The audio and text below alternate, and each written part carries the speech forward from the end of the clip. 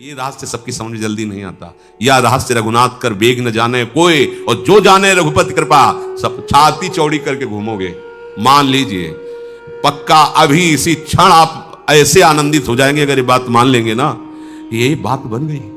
हम तो लाडली जू के भरोसे हैं। लाडली जू के भरोसे का मतलब हमारे पक्ष में प्रियाजू, हमारे पक्ष में प्रियाजू, फिर अब हमारा कौन बिगाड़ सकता है? कौन बिगाड़ सकता है? नहीं, एक किंचन मात्र नागरिदासी जन्म जितायो। लालू कहते कि हर आज्ञा का इसने उल्लंघन किया है। प्रियाजू जरा से कोई बात नहीं, कोई बात नहीं जाने दो जाने दो। लाडली जू की भ्रकुटी चढ़ी, अनुल्लेख्यानंत बिल्कुल काट दिया महारानी जो, ये रजिस्टर फूक दिया इसका, ये ले। हाँ, हम लोग ऐसे पास होंगे, ऐसे नहीं पास हो सकते, पक्का समझ लो। ऐसे ऐसे प्रश्न जिनका समाधान ही नहीं है। और अगर आप शरणागत हैं तो ऐसे ऐसे नंबर हैं जो प्रश्न के उत्तर लिखने पर आते ही नहीं है, वो केवल उन्हीं के द्वारा दिए जाते हैं। ये मेरा है, अब बोलो क्या? खत्म, सब खत्म। वो बोल देते हैं ठसक से, ये मेरा है, बस खत्म। ये मेरा सेवक है, जैसा मेरे सेवकों का होता है वैसा ही करो। नहीं, आपको तो इसने छोड़ दिया, वैश्या को उसने छोड़ दिया, मैंने थोड़ी छोड़ा, चलो करो। किसकी चलेगी इनके आगे? इसलिए इनके जैसा कोई कृपालु नहीं। अतः उपासक को यह देखना है कि वो प्रभु पर निर्भर है या अन्य किसी पर, ये ध्यान देना चाहिए अंदर से। हाँ, हरि गुरु चरण सेवा अनुसरहु, अर्चन बंदन संतत करहु, दास संतन कर सुख लाओ। हमारा आश्रय तत्व दृढ़ होना चाहिए। अब इस आश्रय तत्व में जितना अहंकार है वो बाधा पहुंचाता है। वो सांप की तरह फन फैला करके दौड़ता है बार बार, जैसे प्रभु नाच नाच करके कालिया के फणों को मर्दन कर दिया, अहंकार चूर कर दिया, ऐसे ही फिर आश्रयदाता हरि नृत्य करते हैं उसके अहंकार पर, चूर चूर कर देते हैं। जो भी कहीं कुछ भी सब मिटिया मेट कर देते हैं। एकदम दैन्यता की मूर्ति वो उपासक हो जाता है, क्योंकि उसको कोई बल ही नहीं। अगर वो कुछ भी सोचे तो क्या सोचे, उसके पास है ही नहीं कुछ प्रभु की सिवा को, तो फिर जैसा जोई जोई प्यारो करे सोई मोहि भावे, क्योंकि उसके पास कुछ है ही नहीं। ऐसा उपासक अभी जीवन मुक्त है, अभी कुछ भी हो, कोई भी हो, कैसा भी हो, अभी जीवन मुक्त है, अभी अंतिम फाइनल उसका अभी इसी क्षण हो गया। बस केवल प्रभु का भरोसा। ये जबान से कहने की बात नहीं है, ये वहां रोक के प्रश्न करें, मैं तो प्रभु के भरोसे हूं। जैसे कल प्रश्न, मैं तो समर्पण किए हूं, फिर हमारा काम क्यों नहीं बना? तो तुम्हारा काम क्या रह गया? तुम रह गए, तुम्हारा काम रह गया। तो समर्पण बकवास को थोड़ी कहते हैं। समर्पण किनका होता है? तन का, मन का, प्राणों का, स्वयं का। तो जब तन मन प्राण स्वयं समर्पित हो गए तो हमारा काम क्या रह गया? अब तो सब वो जाने उनका काम। हमारा काम क्या है वो हमारे, बस इतनी बात दिमाग में रखना। उनका काम क्या है वो देख लेंगे, ये पूरा सब उन्हीं का काम है, सब करवा लेंगे जो कुछ जैसे चाहिए। भक्ति योगी को सर्वश्रेष्ठ बताने से सिद्ध हुआ कि जितने योग हैं उनमें पूर्णता में कुछ न कुछ कमी रहती है। संसार संबंध विच्छेद होने से सभी योगी बंधन से सर्वथा मुक्त हो जाते हैं, सभी निर्विकार हो जाते हैं, सभी सुख और शांति आनंद को प्राप्त करते हैं, ये पक्की बात है।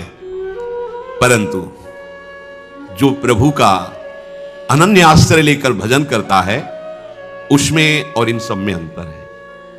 इनमें भगवत प्रेम नहीं होता। मुक्त हो जाएंगे, सुख शांति को प्राप्त हो जाएंगे, पर प्रेमी नहीं होंगे। और जो भगवत आश्रित होता है उसको प्रेम, ये सब योगों का श्रेष्ठ योग प्रेम योग है, उसे प्रेम प्राप्त होता है। जैसे उद्धव जी अपने को पूर्ण मानते थे, पर जब प्रेमी गोपीजनों के समीप गए तब उनको अपनी अपूर्णता का बोध हुआ।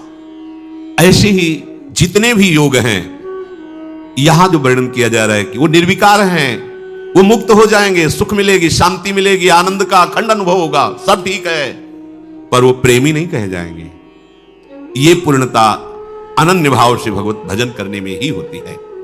आगे प्रभु करुणा करके अपनी तरफ से अर्जुन जी को उपदेश कर रहे हैं। मैया सक्त मनाह पार्थ, ये बहुत अमृतमय वचन। मैया सक्त, केवल मेरे में आसक्त, ये बहुत अमृतमय वचन है। प्रभु में आसक्ति, ये बड़ी दुर्लभ बात है। अपने कल्याण के लिए योग ज्ञान साधन सब मंगलमय है, लेकिन प्रभु में आसक्ति। इसीलिए हरिवंश महाप्रभु कहते हैं, अलम विषय वार्तया नरक कोटि विभत्सया वृथा स्तुति कथा श्रमो बत विभेमि कैवल्यता परेश भजनोन्मदा यदि सुखादया किम ततः। क्या ये विषय वार्ता तो करोड़ों नरकों से भी गंदी क्यों करते हो? और वेद की वार्ता भी मेरे सामने, मेरे लिए तो बेकार है। और ये बड़े बड़े महापुरुष ईश्वर की भक्ति में लगे हैं, इनको भी प्रणाम है मुझे, इनसे भी कुछ। तो आप हो कहां? परंतु राधिका पद रसे मनो निमज्जत। यू वृंदावन शिमनि कश्चन घनाश्चर्या किशोरी मणिस तत्कंकर रसामृतादि परम चित्ते न में रोचते। जी और कुछ अच्छा नहीं, बस प्यारी जी की प्रतिपल मुस्कुराहट देखना है, उनको शुभ पहुंचाना है। गोरे चरणारविंद के सिवा मुझे कोई मोक्ष परम पदवी कल्याण सब नहीं चाहिए।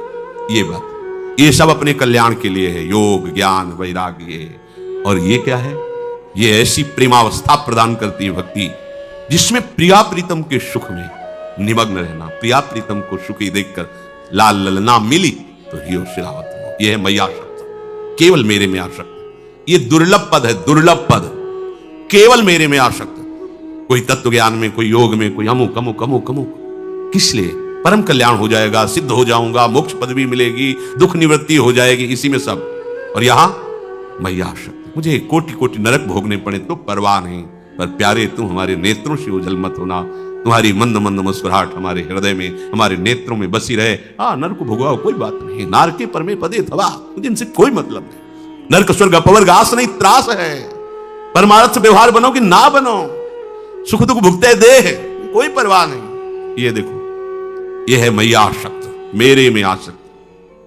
मैया आसक्त मनाः पार्थ योगम युञ्जन मदाश्रयः असंशयम समग्रम माम यथा ज्ञास्यसि तच्छृणु। मेरे में आसक्त मन वाला और सिर्फ मेरे ही आश्रित, ये खास बात है। केवल भगवद आश्रय, यहां चूक हो जाती, केवल में चूक हो जाती। आश्रय तो लिए प्रभु का, लेकिन भगवद आश्रय लिए हैं अपने सुख साधन के लिए, और वो भी अनन्य भाव से नहीं लिए। मांगना भी अच्छा है, हम कहते हैं बच्चा बन के मांगो, स्वामी बन के नहीं। पैसा कर दो, इतने लाख का भोग लगा देंगे, ये कौन बोल रहा है? नहीं, बच्चा बन के। जिससे बच्चा मां से कहता क्या कि हम तुम्हें एक साड़ी ला के देंगे, तुम हमारा काजल लगा दो ठीक से, ऐसा कहता है क्या? काजल लगाओ हमारे, हमको स्नान करवाओ, इसके बदले में नहीं करवाओगे तो हम रोते हैं, अभी आपको करवाना पड़ेगा। बदले में वो कुछ देने लायक के लिए, मां के सिवा उसका कुछ है नहीं, तो क्या बदले में मां को दे? कभी बच्चे ने कहा कि हमें अमुक वस्तु दो तो हम आपको ऐसा ऐसा नहीं। मेरी मां है, ऐसे ही मेरे प्रभु है। अगर उस कोटि का भक्त नहीं बनाऊं तो मांगूंगा अपने प्रभु से, लेकिन लोभ लालच घूस दे के ले, हमें पता ही नहीं, कुछ तो दे क्या, तो हमें चाहिए। कैसे चाहिए? जैसे अपने स्वामी से, अपने पिता से, अपनी मां से हम झगड़ जाते हैं। छोटा बच्चा खिलौनों के लिए झगड़ जाता है, नाशवान खिलौना है, प्लास्टिक का है, बस झगड़ जाता है, मुझे ये चाहिए। वो ये नहीं कहता कि आपको ये ला के दूंगा, आप हमें ये ला के दो। हम लोग ऐसे ही स्वामीगिरी प्रभु से झाड़ते हैं, फूल बंगला बनवा देंगे, आप ऐसा कर दो ना, ये वाला मुकदमा जितवा दो, अगले साल 100 ब्राह्मण खवाएंगे, ऐसा ऐसा। और आपको ये क्या, वो कौन बोल रहा है? बच्चा बोल रहा है क्या? बच्चा, प्रभु गलती हो गई, प्रपंच में फंस गया हूं, एक बार निकाल दो नाथ, बस आपका भजन करूं, आपके आश्रित रहूं। मांग सकते हो, आप उनके बच्चे हो, उनके जन हो, आपको कोई भी बात है अपने प्रभु से कहो, पर स्वामी बन के नहीं, दैन्य भाव से सेवक बन करके। और आगे चलकर जब आप समझ जाओगे तो मांग ही मिट जाएगी। मैया शक्त मना, प्रभु में आसक्त। ये जानते हो कैसे होती है? भगवत चर्चा सुनने से होती है, ये किसी और साधन से नहीं होती। अन्य कोई आश्रय नहीं, ये बहुत ऊंची स्थिति है। इसमें संपूर्ण ज्ञान, योग का संपूर्णतः प्रकाश और भक्ति की चरम अवस्था स्वयं प्रकाशित हो जाती है। उसे अलग से कोई साधन नहीं करना पड़ता, निरंतर निष्काम भाव से, कोई चाह नहीं। ये चाह को भी मिटा देगा भजन। ये स्थिति है, प्रारंभ में किसी की ऐसी स्थिति नहीं होती। ये पीछे के श्लोक में श्री भगवान ने वर्णन किया। जो प्रयत्न पूर्वक उपासक अपनी उपासना में मन को दृढ़ कर दिया है, प्रयत्न पूर्वक बार बार मन हमको उपास्य देव से विमुख करने की चेष्टा करेगा, पर हमें प्रयासरत रहना है। अगर हमें सफलता ना भी मिली तो भी सफलता हमें मिल जाएगी। बात समझना। श्रद्धा विश्वास पूर्वक प्रभु में तल्लीन हुए मन से जो उपासक भजन करता है, तो प्रभु की तरफ से समस्त साधनाओं का स्वरूप उसके हृदय में प्रकाशित हो जाता है। शब्द ध्यान दीजिए, समस्त साधनाओं का। ज्ञान का स्वरूप तत्वबोध होना, सर्वान वस्तुतया निरीक्ष परम स्वाराध्य बुद्धिर्मन तत्वबोध हो गया। वैराग्य का स्वरूप लोक परलोक के किसी भोग में राग न रहना। जगते भयो फिरे वैरागी, श्री वृंदावन रस में अनुरागी। भक्ति का चरम स्वरूप गदगद सुर नैना सजल दंपति रस रह भीन, इह गति वृंदा विपिन में फिरे प्रेम तन लीन। योग की जितनी सिद्धियां हैं उनकी एक सीमा है, लेकिन जो गोरे चरणारविंद की शरणागति लेकर उनकी सेवा में तत्पर है, तो महाप्रभु हरिवंश चंद्र जो कहते हैं, सी राधा किंकरी नाम लुठति चरणयो अद्भुता सिद्धि कोटि। नाम नहीं बताया, करोड़ों सिद्धियां। इस एक सिद्धि के सामने कोई सिद्धि नहीं है। प्रिया प्रीतम के मन की बात जानकर उनकी सेवा में मगन रहना। मन मन की रुचि जानी नेह विधि अनुसरे। ये सिद्धि बड़े बड़े ईश्वर कोटि के महापुरुषों में भी नहीं है कि हमारे श्यामा श्याम के मन में क्या चल रहा है ये बात जान सके। बड़े से बड़ा योगी प्राकृतिक पांच भौतिक शरीरधारी के मन की बात जान सकता है, लेकिन हमारे प्रिया प्रीतम के मन की बात ये केवल सहचरियों को ही सिद्धि प्राप्त है, किसी और को नहीं। इस सिद्धि की समानता करोड़ों सिद्धियां नहीं कर सकती। सब सिद्धियां हाथ जोड़े खड़ी रहती हैं प्रियादासियों के सामने। एकमात्र जिसने भजन अपना जीवन बना लिया है, तो हमारे प्रभु श्री कृष्ण को महायोगेश्वर कहा गया है। योगींद्रों मुनींद्रों के गुरु कहा गया है। योगींद्र मुनींद्र जैसे भगवान शंकर से बढ़कर कोई योगी राज नहीं है, श्री सुखदेव जी से बढ़कर कोई मुनि नहीं है। योगींद्र मुनींद्रों के भी परम गुरु भगवान श्री कृष्ण है, इसलिए इनको महायोगी राज कहा गया है। महायोग योगेश्वर भगवान श्री कृष्ण जिनके उपास्य देव हैं, उसके अंदर कौन सा योग बकाया रह जाएगा, कौन सा ज्ञान बकाया रह जाएगा, कौन सी स्थिति बकाया रह जाएगी। क्योंकि जिसने इनकी शरण ली वो ऐसा पूर्णतम होता है कि उसमें कहीं से भी किसी भी तरह की कमी नहीं रहती।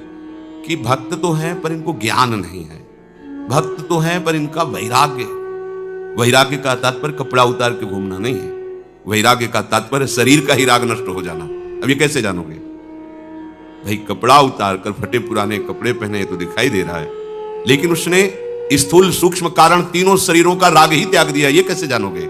ये तो स्थिति प्रज्ञ ही जान सकता है, दूसरा थोड़ी जान सकता है। ये वैराग्य प्रभु प्रदान करते हैं। कुटुम देह ते जाए छूट सब ही विधि नातो, सब ही विधि नातो।